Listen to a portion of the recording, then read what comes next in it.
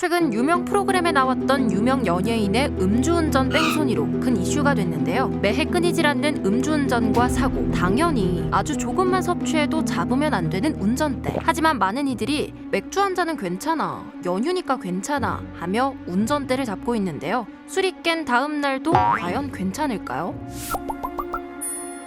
바로 이 부분 숙취운전. 다들 출근길에 그냥 붙잡고 계시진 않은가요? 이른 아침 경찰이 음주 단속을 시작합니다. 20분이 되지도 않아 한 남성이 비접촉 감지기에 적발돼 차에서 내립니다. 입을 헹구고 음주 측정기에 숨을 불어넣습니다. 0.055 면허 정지 수치세요. 근처에 가보니 아직도 술 냄새가 진동합니다. 혼자 한 병 드신 거네요? 네. 한 병.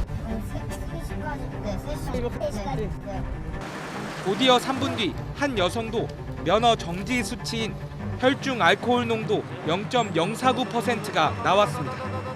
1시간 단속 결과 정지 2건에 훈방 조치 4건이 적발됐습니다. 음주운전, 도로교통법 제44조 제4항에 제1항에 따라 운전이 금지되는 술에 취한 상태의 기준은 운전자의 혈중 알코올 농도가 0.003% 이상인 경우로 한다라고 규정하고 있습니다. 경찰은 숙취운전도 음주운전임을 강조합니다. 실질적으로 야간에 운전해서 술 드시고 운전하는 게 음주운전이 아니고 아침 출근길에도 숙취운전도 음주운전에 해당되기 때문에 특히 출근 시간과 점심 이후에 단속 건수가 폭증했습니다.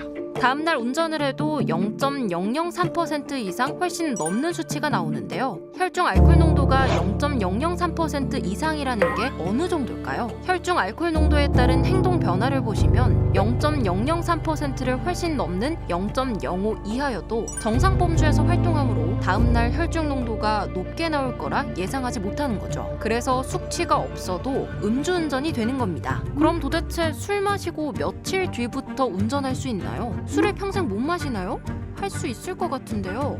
혈중 알코올 농도 계산기를 검색해보면 해답을 얻을 수 있었습니다. 혈중 알코올 농도는 1920년 스웨덴 교수 에리크 워드마크가 개발한 방법으로 위 공식을 개인의 상황에 맞게 적용하면 대략적인 시간을 알 수 있는 거죠. 간단하게 혈중 알코올 농도 계산기를 검색해서 계산할 수도 있었습니다. 이렇게 보니까 0.003이 넘으면 음주운전. 생각보다 기준이 엄격하다고요? 사고가 난 건 어제 오후 4시 46분쯤 양양군 서면 국도 44호선 남설악 터널 앞 교량에서 60대 A씨가 몰던 승합차가 마주오던 승용차를 들이받았습니다. 이 사고로 승합차 운전자 60대 A씨가 경상을 입었고 승용차에 타고 있던 70대 운전자 B씨와 동승한 60대 아내가 숨졌습니다. 경찰에 따르면 A씨는 당시 면허 취소에 가까운 음주 상태였던 것으로 확인됐습니다. 끊이지 않는 음주운전과 사망자, 그리고 경찰까지.